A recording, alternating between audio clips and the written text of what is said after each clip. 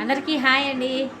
ప్రతి ఒక్క తల్లిదండ్రులకి నేను చెప్పేది ఏంటంటే చదువుకోమని చెప్పండి పిల్లల్ని, కానీ ఫెయిల్ అయితే కొట్టడం తిట్టడం ఏమీ చేయకండి. నెక్స్ట్ టైం బెటర్గా రాయమని చెప్పండి. లైఫ్ ఇంతటితోటే ఏమైపోదు. చదువుకోనోళ్ళు కూడా ఎంతో సాధించారు, ఎన్నో సాధించారు, ఎన్నో సాహసాలు చేశారు. చదువు లేకున్నా ఏం చేసుకొనైనా బ్రతకొచ్చు. అంతేగాని చదువు లేకపోతే ఇక నువ్వు వద్దు, మనుషులే లేరన్నట్టు చేయకండి. ఎందుకంటే చదువుతోనే కాకుండా ప్రతి ఒక్కరిలో ఏదో ఒక టాలెంట్ ఉంటుంది. అందరికీ చదువు అవ్వాలని ఏం లేదు. ఒక్కొక్కరికి ఒక్కొక్క దాంట్లో ఉంటుంది. సింగింగ్, డ్యాన్సింగ్, ప్లేయింగ్, ఎడిటింగు, అదొకటి ఫోటో ఎడిటింగు, వీడియో ఎడిటింగు, ఇంకా ఏదైనా కావచ్చండి. కొంతమందికి ఫుడ్ ఇంట్రెస్ట్ ఉంటుంది, అంటే హోటల్ పెట్టాలని, ఆ టైప్లో చదువుకోవాలని, లేదంటే వాళ్ళే సొంతంగా బిజినెస్లు పెట్టాలని. చదువుతోటే అన్నీ అయితే ఎంత నడుస్తుందని ఏముండదు. ఎలాగైనా బ్రతికేయచ్చు. చదువు లేని వాళ్ళు మన తల్లిదండ్రులు బతకలేదు. అప్పుడు వేరంటే మనకు మన పిల్లలు కావాలి. వాళ్ళకి చదువు అవ్వట్లేదు, ఏం చేద్దాం? చంపుకుందామా? చదువు, నువ్వు ఫస్ట్ రావాలి. అందరికీ అన్నీ రావండి. మన పిల్లలకు చదువు రాదేమో, వేరే దాంట్లో ఇంకే దాంట్లోన్నా తనకి ఇంట్రెస్ట్ ఉందేమో, తను అది చేయగలుగుతాడేమో, దాంట్లో ఎంకరేజ్ చేయండి. సమాజం గురించి ఆలోచించకండి.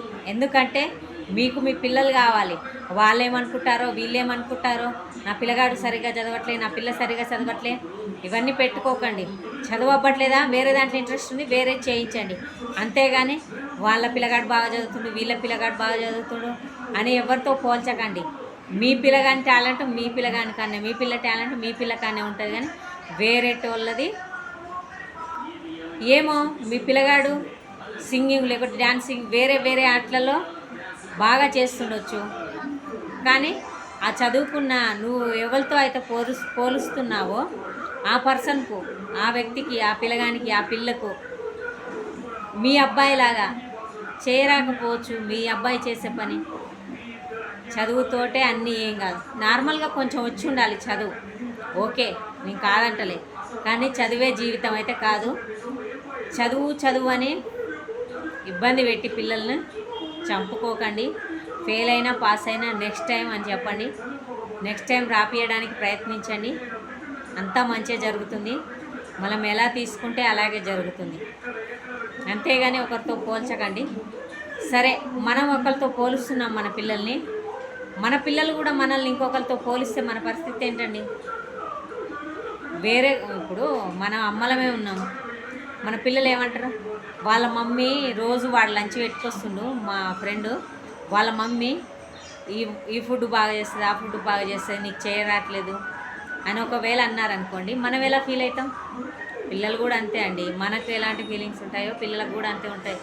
డాడీలైనా సరే, వాళ్ళ నాన్న ఐఏఎస్ ఐపీఎస్ లేదంటే ఇంకేదైనా కావచ్చు, ఇంకేదైనా పై స్థాయి జాబ్ కావచ్చు, అట్లా సంపాదిస్తుంది డాడీ, నువ్వేంటి డాడీ ఇక్కడ ప్యూన్గా పనిచేస్తున్నావు, లేదంటే ఇంకేమన్నా ఇట్లా అనొచ్చు కదా. అంటే మీ పరిస్థితి ఏంది? మీ సంపాదన మీది, మీ వంట లేదంటే మీరు చూపించే ప్రేమ, వాళ్ళ మమ్మీ బాగా చూసుకుంటుంది, నువ్వు బాగా చూసుకోవట్లే మమ్మీ, ఇట్లాంటివి కాకుండా మీ పిల్లలు మిమ్మల్ని పోల్చే స్థాయికి లేకుండా, నాన్న నీకు వచ్చినంత చదువు, కాకపోతే మినిమం ఖచ్చితంగా వచ్చి ఉండాలి. సరే, నీకు ఇంట్రెస్ట్ ఉంటే అదే చేపిస్తా అంతే అని చెప్పండి. కానీ ఊరికే ఇబ్బంది పెట్టి వాళ్ళని మాత్రం మీ నుండి దూరం చేసుకోకండి. మీరు ఇంత చెప్తున్నారు మా పిల్లలు చదువుకోవద్దా అంటే, బరాబర్ చదువుకోవాలి. కానీ ఇంట్రెస్ట్ లేనప్పుడు మీరు ఇబ్బంది పెడితే, తను ఆ ఇబ్బంది భరించలేక ఏమైనా చేసుకుంటే, అది నేను చెప్పేది తప్పేం లేదు. చెప్పేంత చెప్పండి, కానీ ఎక్కువ ఇబ్బంది పెట్టకండి. ఎవరి టాలెంట్ వాళ్ళకు ఉంటుంది, అంతే. ఇక పేరెంట్స్గా మీ పిల్లల బాధ్యత మీదే కాబట్టి వాళ్ళకు మంచి జరిగినా మీరే భరించాలి, చెడు జరిగినా మీరే భరించాలి. వాళ్ళు మీ నుండి దూరమైనా మీరే జీవితాంతం బాధపడాలి. నేనేమన్నా తప్పు మాట్లాడుంటే క్షమించండి. కానీ మీ పిల్లల్ని మాత్రం మీరు ఇబ్బంది పెట్టకండి, చదువు అని. చివరిగా ఒక చిన్న మాట, మీ పిల్లలు మెకానిక్ అయితే ఓ మంచి కారు కనుక్కొని ఒక మంచి కార్ తయారు చేసి, లేకుంటే విమానం తయారు చేసి మంచిగా మీ పేరు నిలబెట్టవచ్చు.